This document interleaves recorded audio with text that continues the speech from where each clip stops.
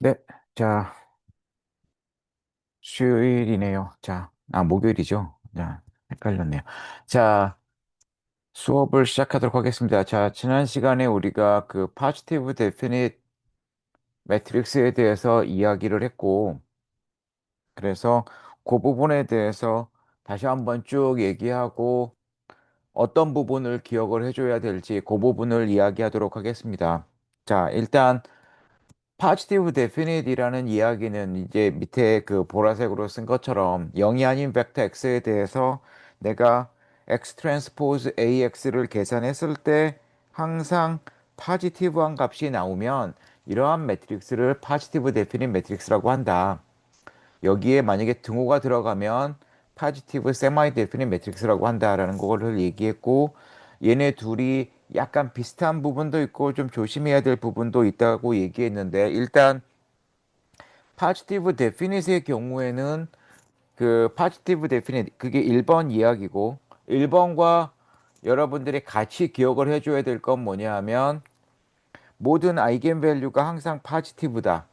그 다음에 역행렬이 존재하는 어떤 B 매트릭스에 대해서 내가 B 트랜스포즈 B 형태로 쓸 수 있다. 3번. 그 다음에 4번은 내가 이 매트릭스에서 왼쪽 위에 있는 시메트릭 매트릭스를 생각하면 얘도 항상 사이즈에 상관없이 포지티브 데피닛 매트릭스가 되더라.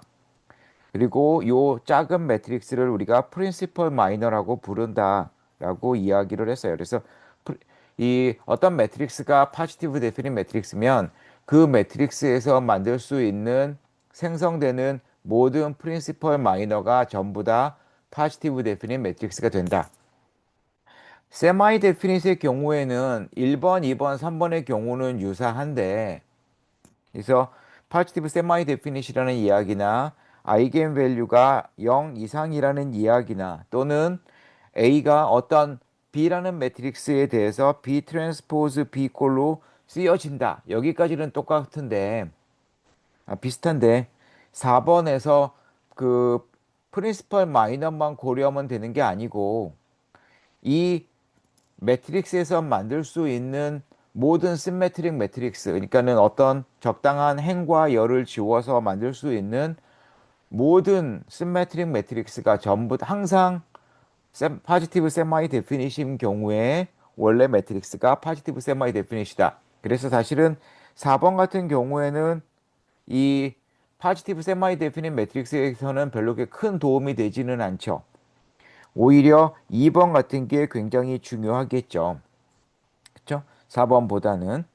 그래서 1번과 2번이 포지티브 세마이 데피닛의 경우에는 굉장히 중요한 이퀴벌런트 릴레이션이고 포지티브 데피닛의 경우에는 1번, 2번, 4번이 굉장히 중요하다.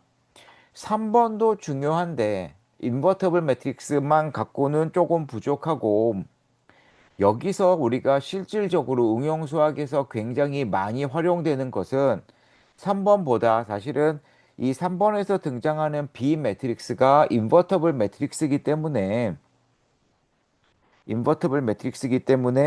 요 B 매트릭스에 대해서 내가 QR 디컴포지션을 해주면 이 B 트랜스포즈 B가 요런 꼴로 나타내진다.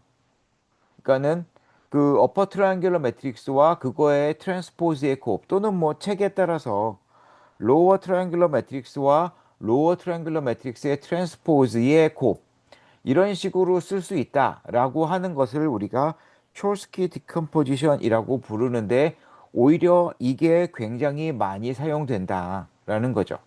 그래서 A라는 매트릭스를 A라는 매트릭스가 있는데 이 매트릭스가 포지티브 데피닛 매트릭스라면 이것을 뭐 요 위에 나와 있는 식 또는 아래 나와 있는 식 이런 식으로 우리가 쓸 수 있는 촐스키 디컴포지션 이게 굉장히 중요하게 많이 사용된다.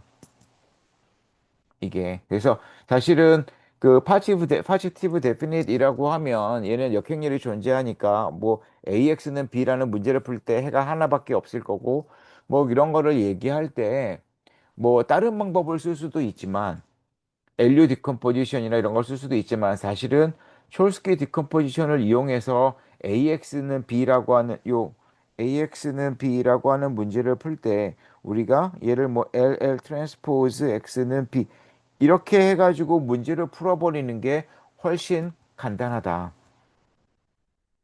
그래서 촐스키 디컴포지션이 오히려 굉장히 많이 활용이 되는 그러한 정리다라는 것을 이야기를 했고 여기서 촐스키 디컴포지션을 할 때는 어퍼 트라이앵귤러 매트릭스나 또는 로어 트라이앵귤러 매트릭스가 필요한데 이거 말고 사실은 또 하나 우리가 중요하게 쓸 수 있는 게 뭐라고 얘기했냐면 우리가 싱글러 밸류 디컴포지션하고 잘 엮으면 아까는 이제 그 QR 디컴포지션하고 잘 엮어서 우리가 촐스키 디컴포지션을 이끌어냈다면 이 싱글러 밸류 디컴포지션 원래 그래서 U 시그마 V 트랜스포즈 이렇게 쓰여지는 거였는데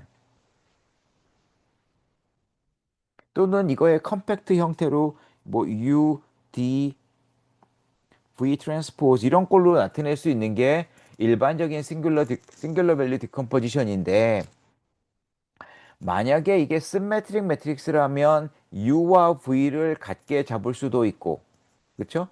그리고 나서 포지티브 데피닛 매트릭스라면 중간에 끼는 이 D 매트릭스에 등장하는 아이겐 밸류들이 모두 다 포지티브다 라는 것을 이용을 해서 포지티브니까 우리가 루트를 씌울 수 있구나 라는 것을 이용을 해서 요 매트릭스의 제곱 형태로 우리가 람다 매트릭스를 표현한다면 이 A라는 매트릭스를 어떤 매트릭스 이렇게 쓰여지는 요 매트릭스의 제곱꼴로 표현할 수가 있다. 아까 거랑은 좀 다르죠. 그렇죠? 이번에는 요 B는 시메트릭 매트릭스예요. 시메트릭이면서 포지티브 데피닛 매트릭스죠. 아까 L과 U는 뭐 로어 트라이앵글러 매트릭스나 또는 어퍼 트라이앵글러 매트릭스인데 이 싱글러 밸류 디컴포지션하고 포지티브 데피니트하다는 것하고의 이걸 컴바인을 해주면 우리가 A를 B제곱 또는 뭐 B4승 이런 식으로 쓸 수 있겠죠. 그래서 이런 식으로 우리가 A라는 매트릭스를 조금 동일한 매트릭스의 제곱 또는 동일한 매트릭스와 그 트랜스포즈의 곱 이런 형태로 쓸 수 있다라는 것이 포지티브 데피닛 매트릭스의 또 다른 특징이다라는 거죠. 그래서 이런 것들이 굉장히 많이 활용되고 있습니다. 그래서 이런 특징들을 잘 기억을 해줬으면 좋겠고요. 그 다음에 A라는 매트릭스가 포지티브 데피닛 매트릭스여서 모두 포지티브한 아이겐 밸류를 갖는다라고 하면 포지티브 예. 시메트릭 매트릭스의 경우에는 우리가 리얼 아이겐 밸류를 갖는다라고 얘기했어요. 리얼 아이겐 밸류를 갖는다라고 얘기했고 자, 그 경우에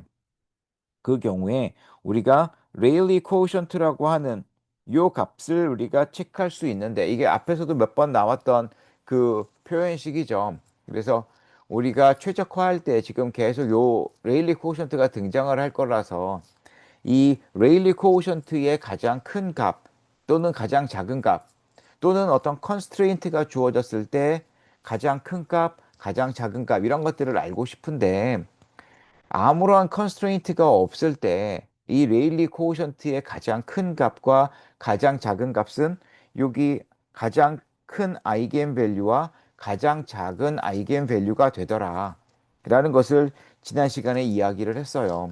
그래서 이 레일리 코오션트를 우리가 체크를 할 때 가장 큰 값, 그러니까는 아무런 컨스트레인트, X에 대해서 아무런 컨스트레인트가 없을 때 그러니까 아무런 제약 조건이 없고 우리가 그랬을 때 unconstrained problem이라고 얘기하잖아요. unconstrained problem에서는 요 레일리 코오션트가 가장 커지는 경우는 가장 큰 아이겐 밸류. 요것이 가장 작아질 때는 가장 작은 아이겐 밸류가 되더라.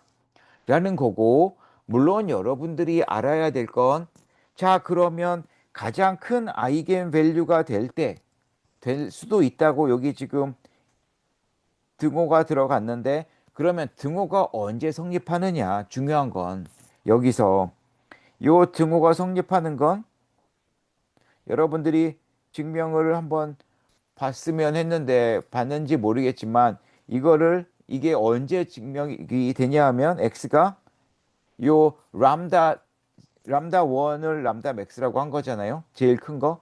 람다 1에 대한 아이겐 벡터일 때. 그러니까는 a v1 람다 1 v1이 만족될 때 요 x가 요 v1일 때 가장 큰 아이겐 밸류가 된다. 물론 여기서 가장 작은 아이겐 밸류가 등장하는 건 언제냐 하면 x가 vn일 때 여기서 vn은 avn이 람다 n vn 이렇게 되는 아이겐 벡터에 대해서 최대값과 최소값이 발생을 한다라는 거죠. 그래서 뭐 증명을 읽어봤으면 이게 뻔한데 이게 요 부분까지 그래서 그 여러분들이 알아야 될 건 이 정리 7.1에서 이 이니퀄리티가 성립하는데 이니퀄리티가 성립한다로 끝나는 게 아니라 요 등호가 성립하는 거. 그러니까 요 레일리 코션트가 가장 커졌을 때와 가장 작았을 때가 언제 발생하는지 이것도 알고 있어야 되겠죠. 그 다음에 지난 시간에 얘기만 하고 넘어갔던 건 뭐냐면 이제 정리 7.2에서는 뭐냐면 컨스트레인트가 주어진 거죠. 어떤 제약 조건이 주어진 거죠. 우리가 그 미적분학 시간에 그 라그랑제 멀티플라이어 얘기하고 막 이럴 때 어떤 조건이 붙잖아요. 그쵸? x1, x2가 어떤 조건을 만족할 때 주어진 함수의 최대값 또는 최소값을 찾고 싶다. 이런 걸 얘기를 한단 말이에요. 그래서 여러분들이 뭐 디스크릿 매스나 이산수학 같은 거 수업 들을 때도 비슷한 이야기를 들었을 텐데 이 7.3에서 이야기하는 건 뭐냐면 자, 우리가 공간이 있는데 W라고 하는 K 디멘저널 스페이스를 생각을 하자. 요때 요 K 디멘저널 스페이스 안에서 X가 움직일 때 요 레일리 코오션트의 를 최소화해 주는 최소값이 있을 텐데 자, 그러면 이게 W가 만약에 바뀌면 요 K 디멘저널 스페이스가 바뀌면 당연히 이 최소값도 바뀌겠죠. 그렇죠? 자, 그럴 때 그러면 요 우리가 흔히 얘기하는 민맥스 프로블럼이라고 얘기하잖아요.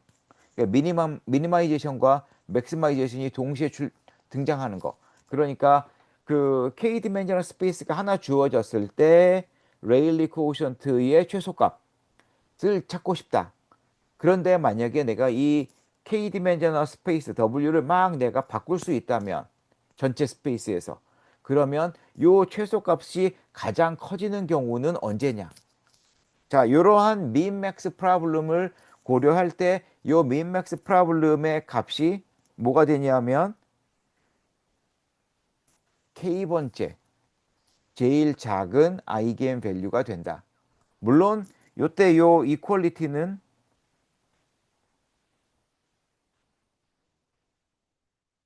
요 K 디멘저널 스페이스 안에는 분명히 요 람다 K를 아이겐 밸류로 갖는 그 아이겐 벡터가 분명히 존재할 텐데 그 V 서브 K 아이겐 벡터가 X가 됐을 때 요 레일리 코오션트의 민맥스 값이 람다 서브 K가 된다. 라는 것까지 기억을 해주세요. 물론 책 보면 나오는 증명에서 이게 유도가 되는 건데 여기까지 기억을 해줬으면 좋겠습니다. 여러분들이 이제 중간고사 이후에 최적화를 다뤄야 되는데 우리가 그 부분을 해야 되기 때문에 자, 그래서 우리가 요 레일리 코션트의 미니마이제이션을 우리가 어떤 K 차원 공간에서 생각을 하는데 내가 이 K 차원 공간을 막 바꿀 수 있다면 그때 요 최소값이 가장 커지는 경우는 언제냐 하면 람다 서브 K가 된다. 그리고 이 람다 서브 K 값을 주는 그 X 벡터는 어느 X 벡터냐 하면 요 람다 서브 K에 대한 아이겐 벡터가 주어졌을 때 우리가 이렇게 된다라는 사실까지 기억을 해줬으면 좋겠습니다. 그래서,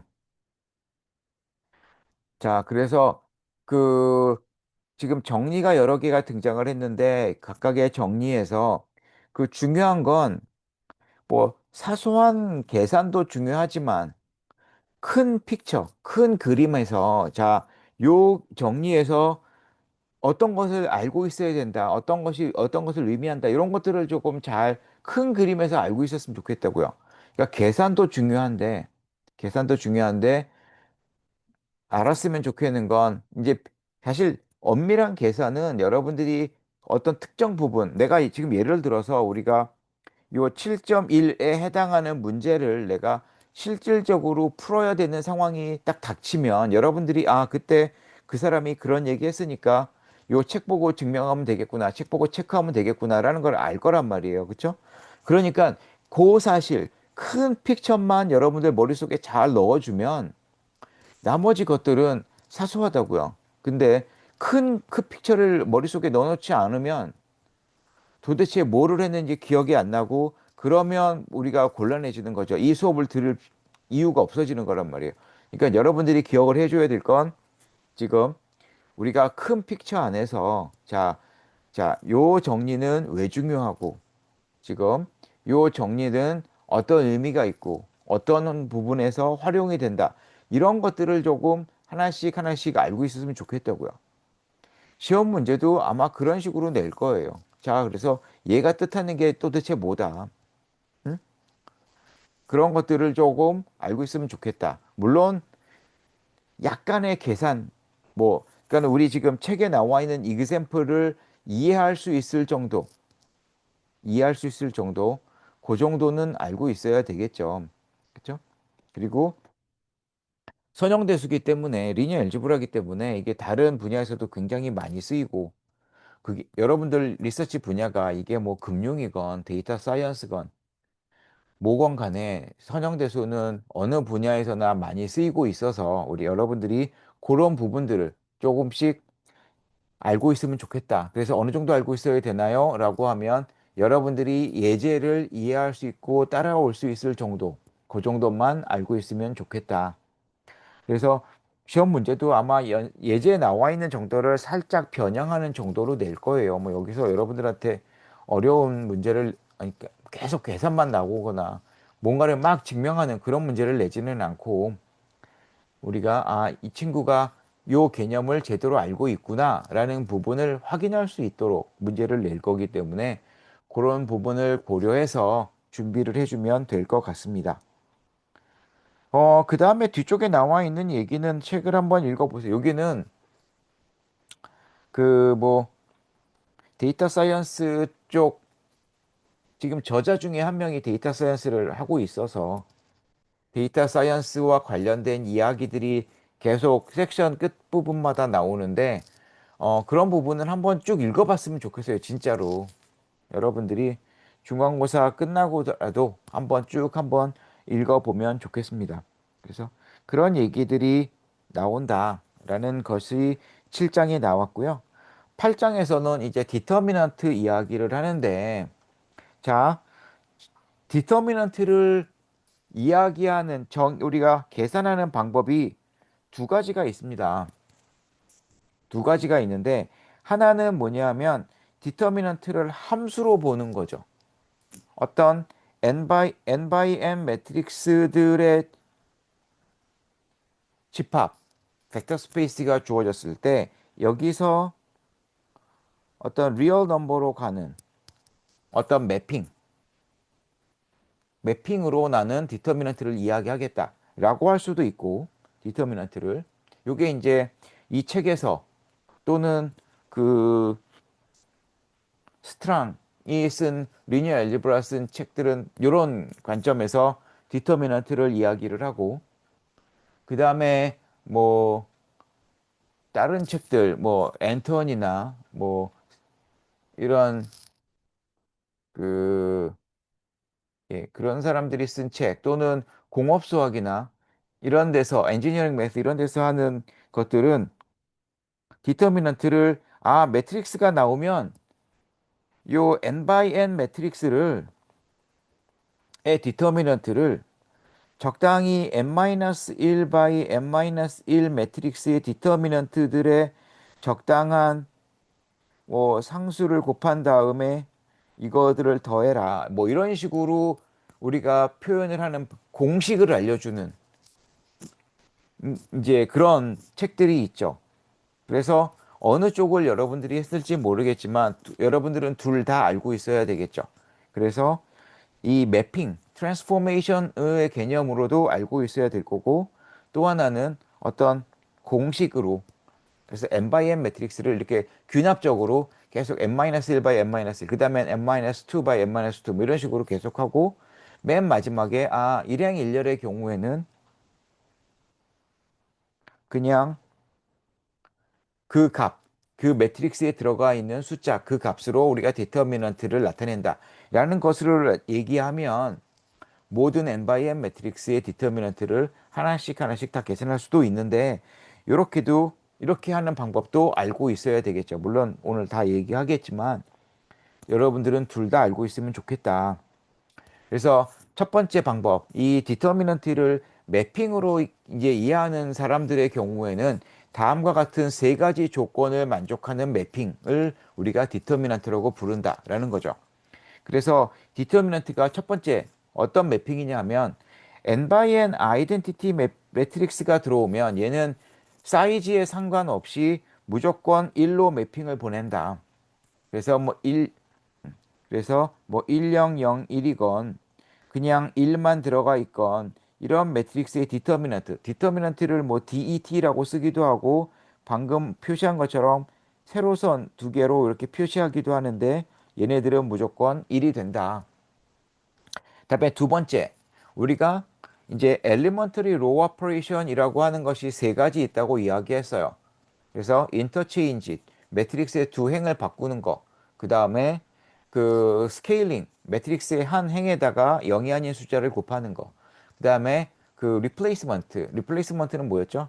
매트릭스의 한 행에다가 숫자를 곱한 다음에 다른 행에, another row에다가 더해주는 그런 것을 우리가 그 리플레이스먼트라고 얘기했는데 2번이 인터체인지에 해당하는 거죠. 만약에 내가 매트릭스가 있는데 매트릭스의 두 행을 바꾸면 디터미넌트의 사인이 부호가 바뀐다 라는 거죠. 지금 이렇게 우리가 요 성질을 우리가 강제한 거죠. 그렇다면 여기서 우리가 쉽게 2번에서 쉽게 알 수 있는 성질은 뭐냐 하면 내가 만약에 어떤 매트릭스의 두 행이 같다면 요 매트릭스의 디터미넌트는 사실은 두 행을 바꾸면 1행과 2행을 바꾸면 여기서는 그 두 행이 똑같기 때문에 이렇게 쓰여지지만 내가 요게 두 행을 바꾼 매트릭스라고 생각하면 그거는 원래 매트릭스와 부호가 바뀐다라고 얘기했는데 방금 전에 디터미넌트는 그 n by n 매트릭스에서 실수로 가는 매핑이라고 했고 실수 중에 C가 마이너스 C가 되는 이렇게 되는 C는 제로밖에 없죠. 그렇죠. 그러니까 여기서 알 수 있는 건 뭐냐 하면 어떤 매트릭스가 있는데 만약에 두 행이 바뀐다면 그러니까 두 행이 동일하다면 그 매트릭스의 디터미넌트는 제로가 될 수밖에 없구나라는 것을 알 수 있겠죠. 그렇죠? 그다음에 세 번째 성질은 뭐냐 하면 요 세 번째 성질을 가끔 헷갈려 하는 학생들이 있는데 여기서 세 번째 조건이 뭐냐면 행렬의 각각의 행에 대해서 선형이다. 여기서 매트릭스에 대해서 선형이다가 아니고 어떠한 행에 대해서 선형이다. 다시 말해서 어떤 A라는 매트릭스가 있는데 그 매트릭스의 어떤 특정 행이 로우가 B라는 벡터 더하기 어떤 알파라고 하는 스칼라 곱하기 또 다른 로우 벡터 C 이렇게 된다면 그 매트릭스의 디터미넌트는 내가 그 행을 B만 가지고 있는 그 해당 행을 B만 가지고 있는 매트릭스를 B라 하고 그 행이 C만 들어가 있는 매트릭스를 C라고 할 때 이러한 관계가 성립된다. 다시 말해서 내가 A라고 하는 매트릭스의 첫 번째 행이 1, 어, 네, 뭐, 자, 예를 들어서 1, 2, 3, 뭐, 2, 3, 4라고 하고, 뭐, A, B, C, D, E, F, A, B, C, D, E, F. 그 다음에 여기다가 예를 들어서 내가 2를 곱하면 4 곱하기니까 5, 그 다음에 6에다가 8, 8에다가 11. 지금 내가 맨 왼쪽에 있는 매트릭스를 생각을 해보면 요 5, 8, 11이라고 하는 요 행이 1, 2, 3에다가 2, 3, 4 곱하기 2가 되잖아요. 지금. 자, 여기서 5, 8, 1, 너무 붙었죠.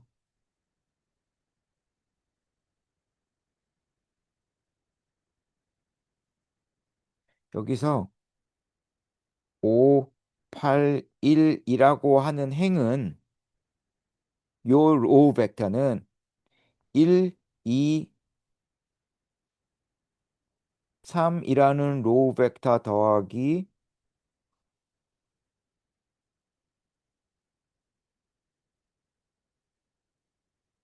이게 쓰여지지가 않아서 잠시만요.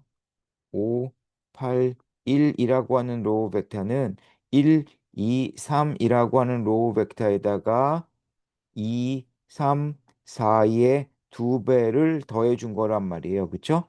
자, 이런 관계가 성립하고 나머지 행은 다 같아요. A, B, C, D, E, F. 이렇게 되면 첫 번째 매트릭스의 디터미넌트는 두 번째 매트릭스의 디터미넌트 더하기 2 곱하기 세 번째 매트릭스의 디터미넌트가 된다. 지금 요 첫 번째 매트릭스를 A, 두 번째 매트릭스를 B, 세 번째 매트릭스를 C라고 하면 여기서 얘기하는 건 A가 B 더하기 두 배의 C가 된다는 이야기가 아니고 지금 나머지 행들은 그대로 똑같은데 2행과 3행은 똑같은데 첫 번째 행만 봤을 때 이러한 선형 관계가 성립하더라. 그러면 디터미넌트가 이렇게 선형 관계에 들어간다. 라는 것을 이야기한 거예요. 요 3번 조건은. 자, 그러면 3번 조건에서 우리가 알 수 있는 것은 뭐죠? 지금 내가 지금 다시 한번 A, B, C, D, E, F, 뭐 G, H, I 여기라는 이런 매트릭스가 있는데 지금 내가 만약에 요 매트릭스의 두 번째 행에다가 2를 곱했다라고 하면 원래 매트릭스의 디터미넌트가 있을 텐데 원래 매트릭스의 디터미넌트에다가 2를 곱해주면 요 매트릭스의 디터미넌트가 된다. 라는 거죠. 그래서 많은 학생들이 실수하는 게 뭐냐 하면 내가 요 지금 정의한 매트릭스를 A, B, C, D, E, F, G, H, I 이렇게 썼을 때 내가 여기다가 2를 곱한다는 이야기는 각각의 행이 지금 두 배가 된다는 이야기고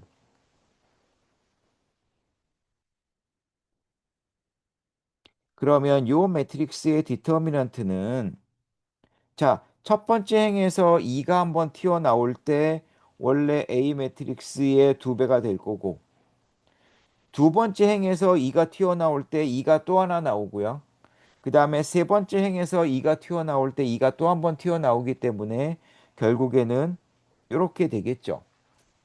그렇죠? 그래서 만약에 A가 n by n 매트릭스라면 요 A의 2배 해줬을 때 요 매트릭스의 디터미넌트는 2의 n승의 곱하기 A의 디터미넌트지 이게 2 곱하기 A의 디터미넌트가 되지는 않는다. 물론 n이 1일 때는 그게 되겠지만 이게 두 개가 다르다라는 것을 이야기할 수 있겠죠. 자, 그래서 지금 요 정의는 자, 1번 아이덴티티 매트릭스는 무조건 1로 간다. 그 다음에 두 행의 위치를 바꿔주면 부호가 바뀐다. 그 다음에 어떤 특정 행에 대해서 리니어리티가 성립한다. 지금 그래서 사실은 요 2번과 3번을 잘 엮어주면 지금 우리가 고려하지 않았던 그 로우 오퍼레이션, 리플레이스먼트에 대해서 우리가 요 팩트 8.2와 같은 성질을 유도해낼 수 있다. 다시 말해서 우리가 adding a multiple of one row to another row. 다시 말해서 replacement를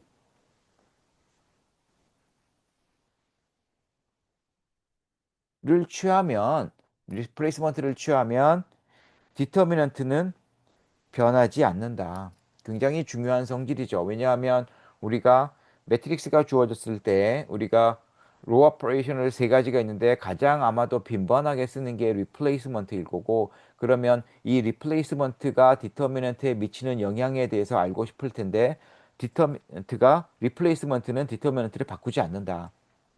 스케일링을 하면 똑같이 바뀐다. 똑같이 스케일링 그 팩터만큼 곱해져야 된다. 인터체인지를 하면 부호가 바뀐다. 그 다음 아이덴티티 매트릭스는 무조건 1로 간다. 자, 그 다음에 그러면 방금 얘기했지만 두 행이 같으면 디터미넌트가 제로가 될 수밖에 없다. 이 얘기를 했고요. 이미.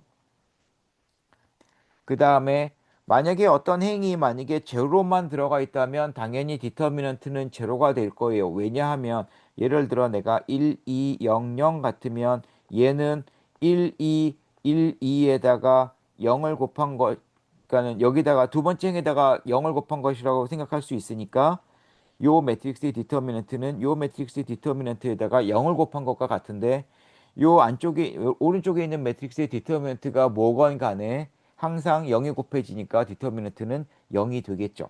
그렇죠? 그래서 그 디터미넌트의 한 행이 제로가 돼 버리면 디터미넌트는 0이 된다.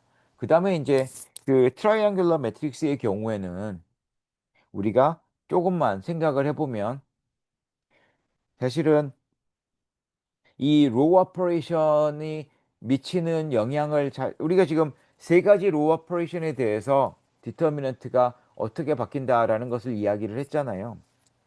그렇죠? 자, 생각을 해보자고요. 생각을 조금만. 예를 들어서 내가 트라이앵글러 매트릭스 A, B, 0, C 이런 매트릭스가 있다고 칩시다. 그러면 요 매트릭스의 디터미넌트는 1, 뭐 A가 0이 아닌 경우에 A분의 B 제로 C 매트릭스의 디터미넌트에다가 A 곱한 거랑 똑같을 거라고요. 그렇죠? 그 다음 요 얘기는 1 요렇게 1 요렇게 되고 지금 요 매트릭스에다가 A랑 C 곱한 것과 똑같겠죠.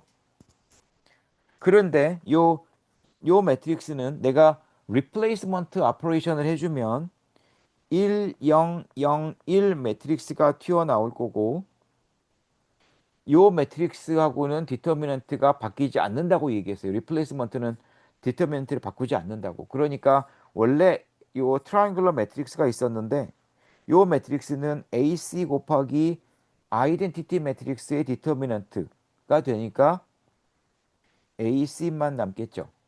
그래서 이거를 내가 조금만 요 지금 2x2에 대해서 했지만 내가 얘를 조금만 다듬으면 n by n 매트릭스, n by n 트라이앵글러 매트릭스에 대해서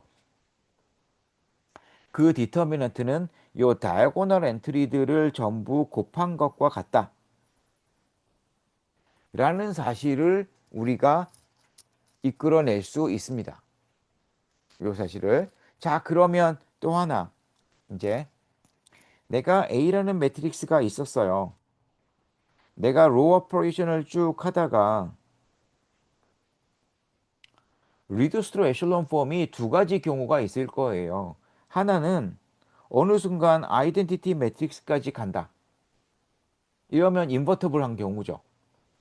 근데 만약에 그렇지 않고 어느 순간 피벗 위치에 제로가 들어갈 수도 있어요. 그러니까 인버터블하지 않은 경우에는. 그렇죠? 그러면 그런 경우에는 리듀스드 로우 에슬론 폼이 어떤 꼴이 될 거냐 하면 처음에는 0이 아닌 숫자들이 쭉 나오다가 어느 순간 이 자리에 제로가 튀어나오고 여러분들의 엘리먼트리 로우 오퍼레이션은 이제 그 다음 칼럼들을 고려하겠죠. 그렇죠? 그래서 여기 제로가 나오면서 요 밑에 다 제로가 되는 요런 꼴의 행이 등장을 하겠죠. 그렇죠? 그리고 이제 필요하다면 내가 로우 오퍼레이션을 더해서 여기 0이 아닌 애들을 뭐 어디다가든 만들어낼 수는 있을 거예요. 중요한 건 요 지금 어느 순간 요 다이아고널 엔트리 중에 하나가 피봇이 피봇이 등장해야 되는데 거기에 제로가 들어갈 수도 있어요. 그렇죠? 그래서 아이덴티티 매트릭스가 되던가. 그래서 이 경우에는 인버터블하게 나오던가 아니면 중간에 제로가 끼어 들어가겠죠. 하지만 내가 로우 오퍼레이션을 계속 해준다면 어느 순간 얘는 트라이앵글러 매트릭스 꼴로 나올 거예요. 그렇죠? 그런데 트라이앵글러 매트릭스인데 중간에 대각선에 제로가 들어가 있는 경우죠. 그러면 요 매트릭스의 디터미넌트는 뭐가 될까요? 제로가 되겠죠. 그렇죠? 자, 그러면 이제 생각을 해봅시다. 요 아이덴티티 매트릭스의 디터미넌트는 1이라 그랬고 방금처럼 이제 그 싱귤러 매트릭스의 경우 대각선에 제로가 들어가기 때문에 요 매트릭스의 디터미넌트는 제로가 되겠죠. 그렇죠? 그래서 두 가지 케이스가 발생할 수 있구나라는 건데 자, 그러면 이제 이 중간 과정을 생각을 해봅시다. 중간 과정에는 로 오퍼레이션이라고 하면 세 가지밖에 없어요. 그쵸? 인터체인지. 그쵸? 그 다음에 그 스케일링. 그 다음에 리플레이스먼트. 그래서 자, 어떤 매트릭스가 주어졌는데 A를 내가 아이덴티티까지 보낼 수 있으면 A가 인버터블한 경우에는 자, 아이덴티티 매트릭스의 디터미넌트는 분명히 0이 아닌 1이라는 숫자고요. 여기에 내가 일련의 과정을 통해서 아이덴티티 매트릭스를 만들었는데 그 과정이 인터체인지 얘는 부호만 바꾸는 거예요. 그렇죠? 스케일링이라고 하는 건 0이 아닌 숫자를 곱하는 거예요. 리플레이스먼트는 디터미넌트를 안 바꿔요. 자, 그러면 A라는 매트릭스가 있고 여기 1이라는 숫자가 있는데 내가 로우 오퍼레이션을 막 해서 아이덴티티까지 만들었고 그래서 1이라고 하는 0이 아닌 숫자를 얻었단 말이에요. 그러면 A라는 매트릭스는 어떻게 되겠어요? 디터미넌트가 0이 안 되겠죠. 무슨 말이냐면 예를 들어 여기서 내가 인터체인지를 한번 했다고 합시다. 그 다음에 여기서 내가 예를 들어서 3을 곱했어요. 그 다음에 리플레이스먼트를 했어요. 한번. 그 다음에 리플레이스먼트를 또 한번 했고 중간에 가서 필요해서 내가 인터체인지를 한번 더 했네요. 그쵸? 그리고 나서 어느 순간 얘가 2라고 하는 숫자를 곱했어요. 그리고 나서는 나머지는 전부 다 리플레이스먼트만 있다고 칩시다. 그래서 아이덴티티 매트릭스가 얻어졌고 1이라는 숫자가 얻어졌어요. 자, 그러면 아이덴티티에서부터 쭉 와서 요 맨 마지막 리플레이스먼트에 해당하는 요 매트릭스까지는 디터미넌트가 모두 1이겠죠. 왜냐하면 아이덴티티가 디터미넌트가 1인데 여기까지는 숫자를 안 바꿨으니까 디터미넌트가 안 바뀌었으니까 여기까지는 디터미넌트가 1일 거예요. 그런데 내가 만약에 여기 어느 순간 2를 곱했어요. 그러면 요 2를 곱하기 바로 전 단계에 있던 매트릭스의 디터미넌트는 2분의 1이겠죠. 왜냐하면 2분의 1에서 2를 곱해서 1이 나왔으니까. 그렇죠? 그 다음에 그 바로 전에 인터체인지를 했어요. 그러면 인터체인지 하기 바로 전에 있던 매트릭스의 디터미넌트는 얼마겠어요? 마이너스 2분의 1이겠죠. 왜냐하면 부호 바꿔서 마이너스 1을 곱했는데 플러스 2분의 1이 나왔으니까. 그런 다음엔 리플레이스먼트 쭉 해서 여기까지 왔을 때는 디터미넌트가 계속 마이너스 2분의 1이에요. 왜냐하면 리플레이스먼트는 디터미넌트 안 바꾸니까.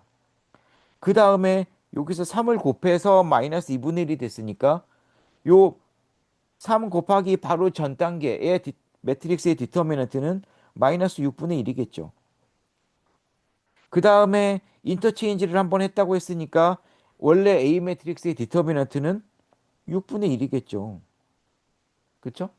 그래서 내가 지금 요 일련의 과정을 보면 요 1이라고 하는 인버터블 매트릭스의 그러니까 아이덴티티 매트릭스 디터미넌트를 찾았고 여기서 내가 요 아이덴티티까지 왔던 과정을 쫙 복기해 보면 A 매트릭스의 디터미넌트를 계산할 수 있다.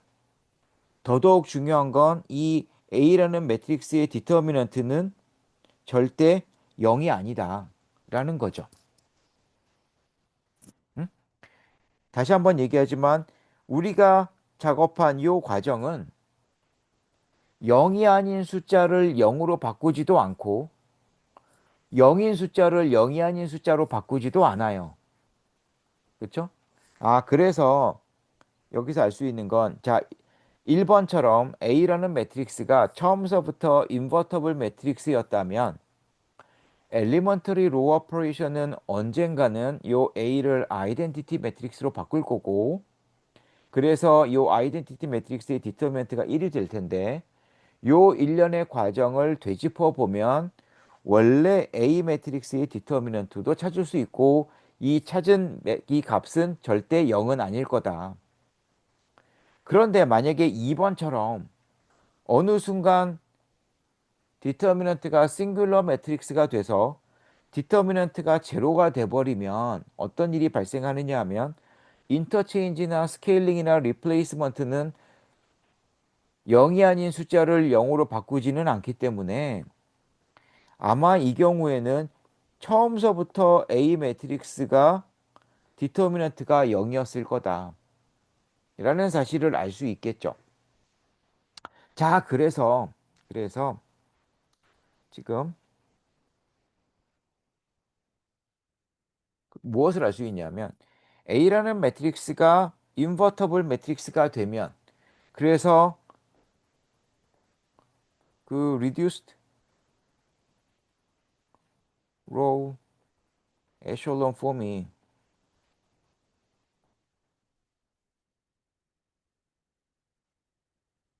아이덴티티 매트릭스가 되고 그 디터미넌트가 0이 아닌 이 1이 중요한 게 아니라 0이 아닌 1이라고 하는 숫자가 나온다.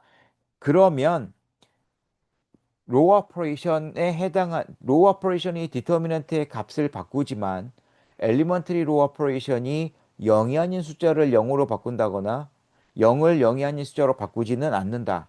다시 말해서 이 디터미넌트의 값이 절대 0이 되지 않는다. 라는 거죠.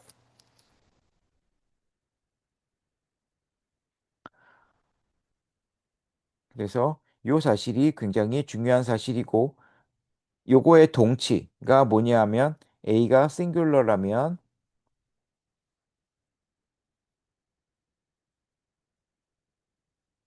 이 A의 디터미넌트가 0이 될 거다.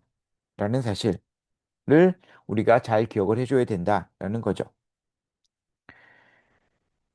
그리고 나서 이제 요것을 요 앞에 나왔던 로 오퍼레이션을 잘 이용을 해주면 우리가 무엇을 알 수 있냐 하면 우리가 흔히 선형대수 책에서 이야기하는 그 포뮬라. 그러니까 A라는 매트릭스가 있는데 내가 요 A sub ij를 그 n-1 by n-1 매트릭스인데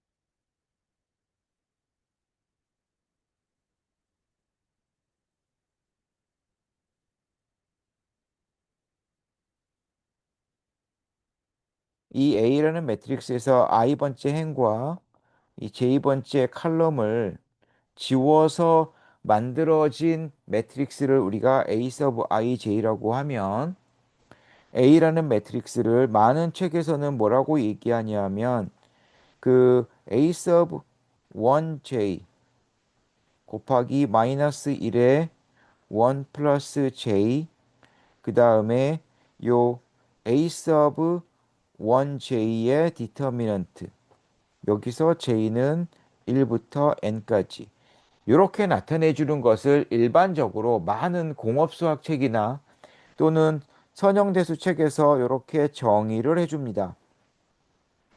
그리고 나서 그리고 나서 요 지금 일행에 나와 있는 엔트리들을 가지고 얘기를 했는데 요 부분을 꼭 일행으로만 갈 필요는 없고 아무 i번째 행으로 바꿔도 상관이 없다.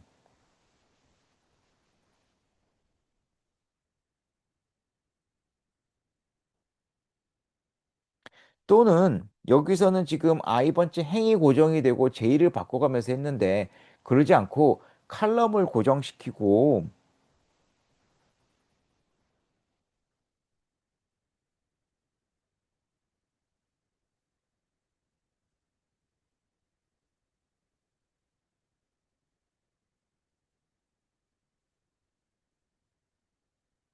이렇게 바꿔도 된다. 그래서 이 두 번째 게 로우 익스펜션이고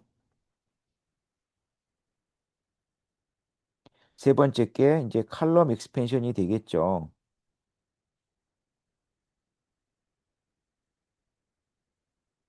그 다음에 지금 요 부분을 우리가 뭐라고 불러요? 코팩터 C sub ij라고 얘기하고 얘를 코팩터라고 부르죠. 그래서 얘를 코팩터 익스펜션이라고 얘기하는 거죠. 지금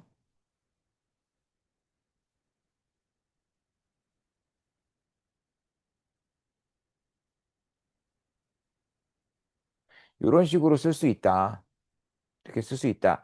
그 다음에 이 지금 이거를 여기서는 지금 그러면 A 서브 ij라고 하는 n-1 by n-1 매트릭스의 디터미넌트인데 얘를 내가 쫙 전개를 하면 이거를 내가 계속 반복을 해서 n-2 by n-2 매트릭스의 디터미넌트 면합니다. 그 다음에 n-3 by n-3 매트릭스의 디터미넌트 이런 식으로 내가 계속 익스펜션 시키면 결국에 가서 그 매트릭스의 각각의 행과 열에서 숫자를 하나씩만 뽑고 얘네들을 쫙 곱하는 형태로 표현할 수 있다. 그래서 간혹 책에 따라서 8.1과 같이 디터미넌트를 이야기하는 책도 있습니다. 그래서 요렇게 표시할 수도 있는데 요렇게 표시할 수도 있고 지금 또는 이렇게 표시할 수도 있고 이게 지금 그 제일 처음 이야기할 때 이야기했던 이 책에서는 지금 어떤 n by n 매트릭스에서 R로 가는 매핑으로 디터미넌트를 고려할 수도 있고 또는 방금과 같이 코팩터 익스펜션으로 우리가 생각할 수도 있다. 그래서 모든 것들을 다 알고 있으면 좋겠어요. 머릿속에. 이 부분은 디터미넌트는 네, 이게 디터미넌트를 모르면 아이겐밸류와 아이겐벡터를 찾을 수가 없고 왜냐하면 아이겐밸류 어떻게 찾는다고 했습니까? 캐릭터리스틱 이퀘이션. 이게 어떻게 나온 거예요? A-람다 아이덴티티의 디터미넌트는 0을 풀어서 아이겐밸류를 찾고 그 아이겐 밸류를 찾을 수 있어야 아이겐 벡터도 찾고 얘네들을 찾을 수 있어야 싱글러 밸류나 싱글러 벡터 이런 것도 찾을 수 있겠죠. 물론 우리 책에서 나온 것처럼 하면 아이겐 밸류나 아이겐 벡터를 몰라도 싱글러 밸류와 싱글러 벡터를 찾을 수 있지만 이제 이런 것들을 다 알고 있으면 좀 계산이 간단해지니까 이런 것들을 모두 다 알고 있으면 좋겠다라는 거죠. 그래서 8.3, 8.4 이야기는 했고, 예, 그래서 디터미넌트가 0이 아니라는 이야기나 인버터블 하다는 이야기나 똑같다. 그리고 이 8.1과 같이 나올 우리 식을 쓸 수도 있지만 코팩터 익스펜션 요 밑에 나와 있는 게 좀 더 많은 책에서 사용되는 공식이라서 이런 식으로 쓸 수도 있다. 자, 그러면 우리가 사실은 이 디터미넌트를 매핑으로서 생각했는데 사실은 우리가 첫 번째 생각해야 되는 건 요 매핑이 요 펑션이 1번 well defined 돼 있다 라는 사실을 여러분들이 체크를 해줘야 되고 두 번째는 아 얘가 유니크하다 라는 사실까지 체크를 해줘야 됩니다. 이 매핑이 유니크하다는 성질이 어떻게 쓰이냐 하면 이 매핑에서 이 이제 우리가 이 디터미넌트를 매핑으로서 정의를 했을 때 요 로우라고 하는 요 매핑을 하나 생각을 한 다음에 이 매핑이 디터미넌트하고 똑같구나 라는 사실을 가지고 A, B의 곱의 디터미넌트가 각각의 디터미넌트의 곱과 같다라고 하는 사실을 증명해낼 수 있거든요. 이게 만약에 사실 그리고 이 지금 매핑으로서 이거를 정리하면 좋은 점이 뭐냐 하면 이 코팩터 익스펜션을 코팩터 익스펜션을 했을 때 이게 아무 행이나 아무 칼럼이나 익스펜션 해도 똑같다라고 하는 부분에 대해서 많은 선형대 수책들은 증명하지 않아요. 그냥 같대더라라고 이야기하고 넘어가는데 그 부분을 체크하는 데 있어서는 이 함수로서 이 디터미넌트를 정의를 해주면 그 부분이 굉장히 깔끔하게 정의가 되거든요. 그래서 그런 부분 때문에 이 지금 책에서처럼 디터미넌트를 이해하고 넘어가면 좋을 것 같다라는 거고 적어도 증명을 한 줄 한 줄 이해하기 힘들더라도 아, 이런 식으로 접근할 수 있구나. 그리고 아, 이렇게 접근하면 이런 부분을 내가 증명하기가 조금 쉽구나. 이런 것들을 조금 알고 있으면 좋을 것 같습니다. 그래서 중요한 것은 디터미넌트는 그 곱의 디터미넌트의 곱과 같다. 그래서 많은 책에서 이야기하는 게 아, A가 만약에 역행렬이어서 인버스가 존재하면 A랑 A 인버스랑 곱했을 때 아이덴티티 매트릭스가 되는데 지금 그렇다면 A 인버스의 디터미넌트가 아이덴티티의 디터미넌트고 이게 1인데 이게 만약에 디터미넌트의 곱과 같다면 이 인버스의 디터미넌트는 디터미넌트의 원래 매트릭스의 디터미넌트의 역수와 같구나라는 사실을 우리가 쉽게 알 수 있죠.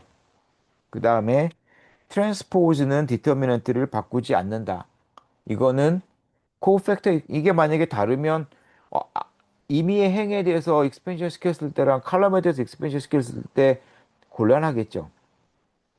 그래서 디터미넌트는 그러니까 트랜스포즈는 디터미넌트를 바꾸지 않는다. 그래서 이제 그 방금 얘기한 디터미넌트를 계산하는 포뮬러를 우리가 이런 식으로 계산할 코팩터 익스펜션을 가지고 익스펜션을 취할 수 있다라는 것을 우리가 유도할 필요까지는 없고요. 여러분들은 그냥 이 두 가지 정의를 다 알고 있으면 좋겠습니다. 그래서 그런 것들을 이용을 하면 우리가 응용수학 시간에 나오는 여러 가지 매트릭스의 디터미넌트들을 우리가 쉽게 계산할 수 있다.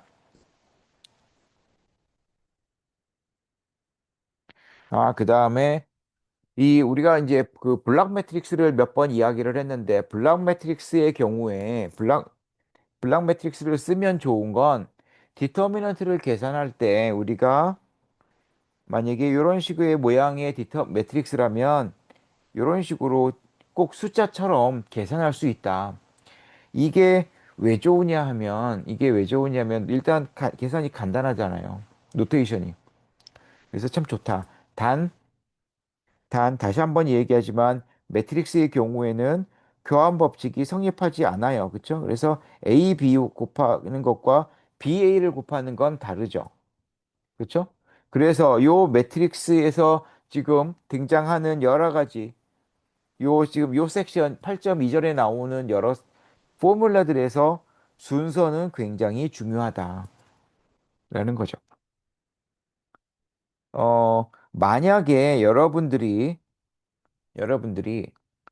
그 AX는 요 문제를 풀어야 되는데, 만약에 요 문제를 풀어야 되는데, 요 B가 여러 개에 대해서 내가 B1, B2, 뭐 이런 식으로 해서 AXK는 BK, 뭐 이런 식으로 풀어야 된다라고 했을 때에는, 그래서 A라는 매트릭스가 바뀌지 않는다면, 우리가 A라는 매트릭스를 LU 디컴포지션 해가지고 계산을 해주면 좋습니다.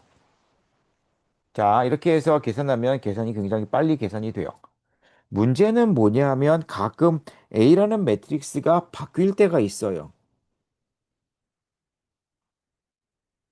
그러면 이 바뀐 매트릭스에 대해서 시스템을 계속 풀어야 되는데 이게 굉장히 비용이 커요.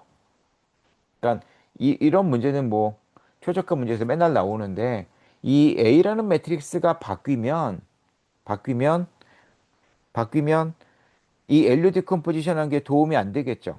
그때는 도움이 안 되니까 그때그때 다시 뭔가를 풀어야 되는데, 자, 만약에 A라는 매트릭스가 A1에서 A2로 갈 때 조금만 변한다면, 조금만 변한다면, 조금만 변한다면, 요 8.2절에 나와 있는 것들을 이용할 수 있다라는 이야기가 들어가 있는 거예요. 원래는 그런 것 때문에 지금 요 부분을 지금 고려하는 거거든요. 그래서 원래 매트릭스가 있는데, 원래 A라는 매트릭스가 있었는데, 여기서 요만큼 변했다. A1에서 A2로 갈 때, 요만큼, UV 트랜스포즈만큼 변했다. 라고 했을 때, 내가 바뀐 매트릭스의 디터미넌트를 처음서부터 다 찾아야 되느냐? 그럴 필요까지는 없고, 이렇게 계산해 주면 된다. 원래 알고 있는 값에다가 요만큼만 내가 보정해 주면 된다. 라는 거죠. 그래서 이제 그런 얘기들이 뒤쪽에 나오거든요. 그래서 요 지금 원래는 응용수학, 그 컴퓨테이셔널 매스나 컴퓨테이셔널 플루이드 다이나믹스 이쪽에서 이제 이러한 문제를 풀어나갈 때, 이런 식으로 이용이 됩니다라는 건데, 요새는 이쪽 하는 사람들이 그렇게 많지가 않아서, 요 8.2.2 이후 부분은 스킵하려고 합니다. 사실은 여기는 크게, 요 부분은 별로 그렇게 많이 안 해서, 혹시 본인의 연구 분야가 이쪽이라면 한번 읽어보면 도움이 될 것 같고, 그런 취지에서 나온 거다라는 거고, 역행렬을 계산하는 경우는 사실 많지는 않습니다. 응용수학에서. 이 역행렬을 찾는 경우는 거의 없어요. 하지만 만약에 필요하다면 이런 식으로 찾을 수 있다라는 거고, 자, 이거는 여기서 얘는 지금 이론상, 이론상 두 개가 같다는 이야기지.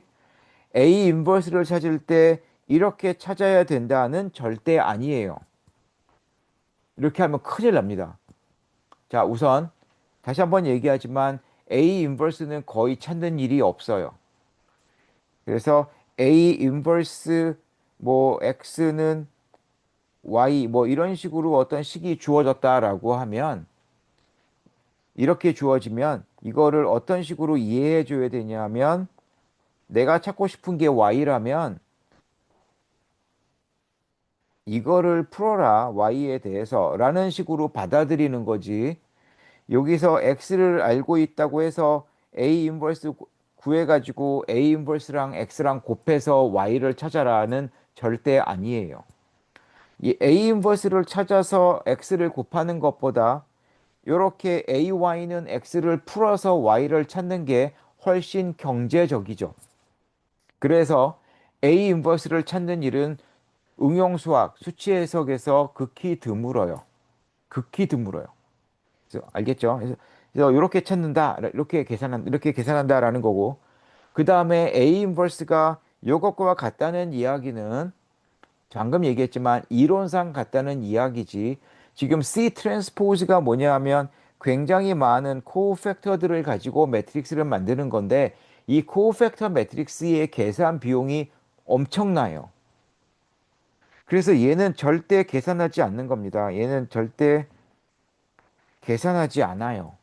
이거는 이론상 이런 게 있대더라 정도로 이해만 하면 됩니다. 이거를 응용수학하는 사람이 실제로 푼다? 굉장히 미련한 얘기죠.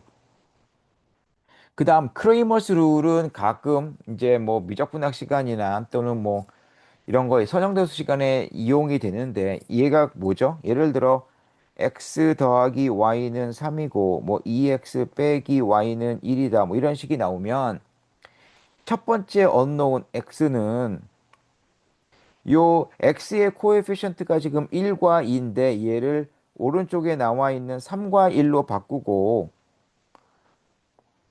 이렇게 만들어지는 매트릭스와 의 디터미넌트 나누기 원래 코에피션트 매트릭스의 디터미넌트 이렇게 계산해 주면 x가 되고 지금 y는 두 번째 언노운인데 y의 코에피션트가 1-1인데 얘를 3, 1로 바꿔주고 코에피션트 매트릭스에서 그 매트릭스의 디터미넌트 나누기 코에피션트 매트릭스의 디터미넌트를 해주면 y가 나옵니다. 라고 하는 게 크레이머의 룰인데 역시 마찬가지로 이 XY를 찾을 때 디터미넌트를 3개나 계산한다고요. 이 2x2 매트릭스, 2x2 시스템에서 이런 거는 계산이 아주 비효율적이기 때문에 역시 마찬가지로 얘도 지금 이론상 알고 있으면 되지.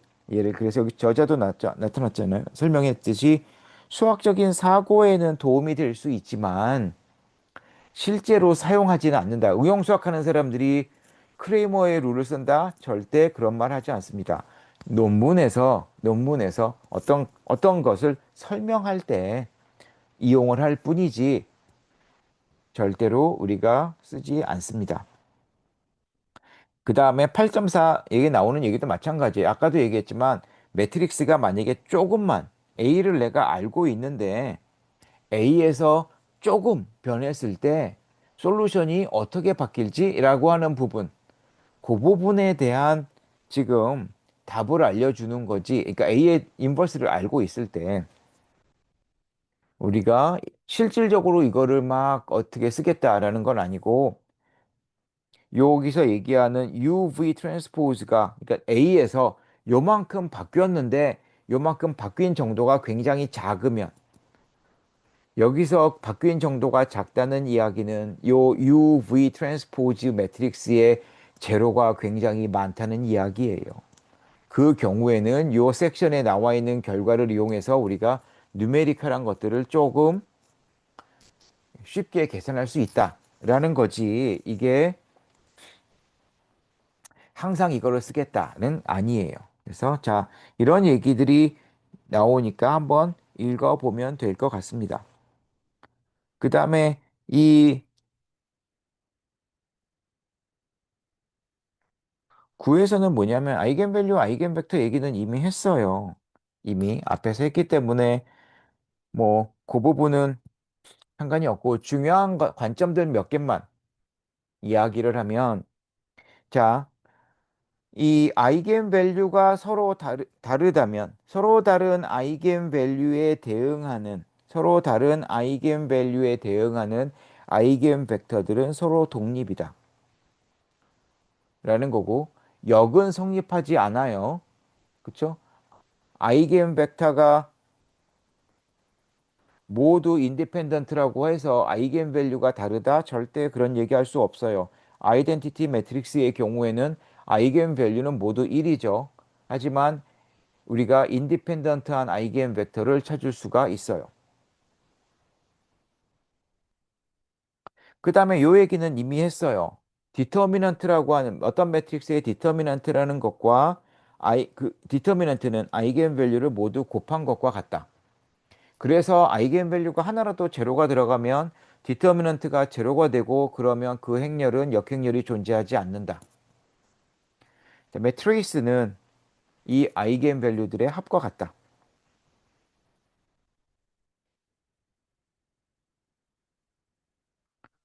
그 다음에 트랜스포즈를 취했을 때 디터미넌트가 바뀌지 않기 때문에 아이겐 밸류도 트랜스포즈랑 A랑 똑같겠죠. 뭐 이거는 당연하고 지난번에 한번 얘기했지만 A가 있을 때 AX는 람다 X라고 했을 때 A의 K승 X는 람다의 K승 X가 된다. 다시 말해서 내가 A의 K승을 계산하면 아이겐 밸류는 그만큼 곱해줘야 되고 아이겐 벡터는 변함이 없다. 만약에 A가 역행렬이 존재해서 람다가 0이 아니라면 A의 인버스의 경우에는 이렇게 된다. 다시 말해서 요 람다분의 1 레시프로컬이죠. 이렇게 될 거다. 그래서 이런 식이 성립한다. 그 다음에 그 지난번에도 얘기했지만 리어 시메트릭 매트릭스의 경우에는 항상 아이겐 밸류가 리얼이다. 리얼이고 만약에 헐미션이라는 얘기는 뭐죠? 매트릭스가 있는데 얘의 트랜스포즈만 취하는 게 아니라 컴플렉스 컨주게이트까지 취했을 때 이게 같은 매트릭스를 우리가 헐미션이라고 부르고 이런 매트릭스 이런 경우에 이런 이 헐미션이라는 게 그런 것을 의미하고 요 A에다가 트랜스포즈 취하면서 컴플렉스 컨주게이트까지 취하는 요 오퍼레이션을 이렇게 H로 표시하고 요게 같으면 우리가 헐미션 매트릭스라고 부른다. 헐미션 매트릭스의 경우에는 예를 들어 뭐 1, 뭐 I, 마이너스 I, 뭐 2 이런 식의 매트릭스의 경우에는 얘는 헐미션이죠. 그쵸? 그래서 요 경우에는 아이겐 밸류가 리얼로 나온다.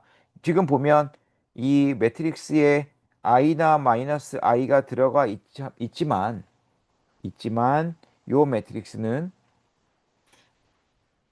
헐미션이 되기 때문에 리얼 아이겐 밸류를 가진다라는 것을 증명을 하고 있습니다. 여기 빨간색으로 써놓은 건 만약에 요 증명을 그대로 이용해도 되냐?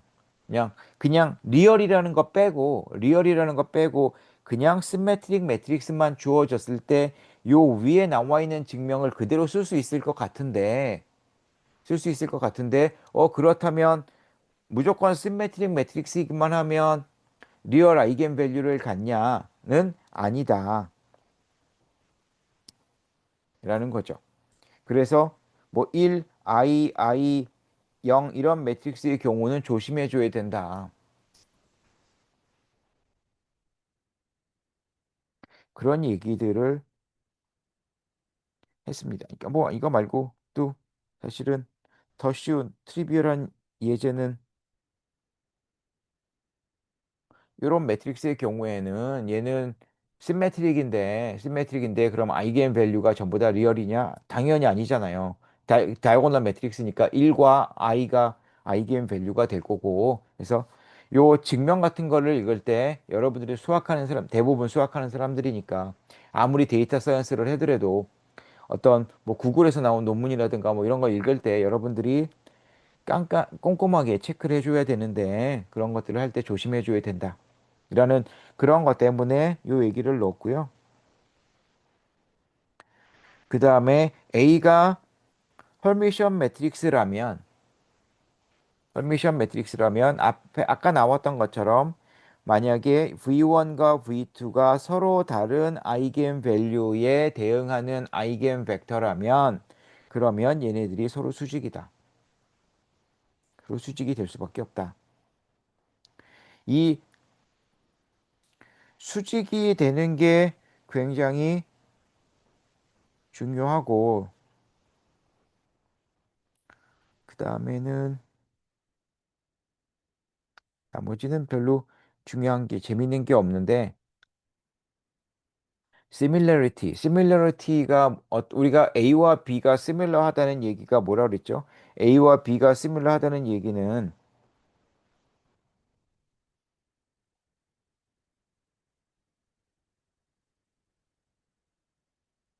한 매트릭스가 다른 매트릭스에서부터 similarity transformation 어떤 인버터블 매트릭스에 대해서 이런 식으로 쓰여진다면 우리가 similar하다라고 이야기를 하는데 similar하다라는 이야기는 결국에 뭐냐 하면 이게 뭐냐 하면 우리가 이런 것들 중에 여러 가지 것들을 생각할 수 있지만 베이시스를 바꿔주는 거란 말이에요. 베이시스를.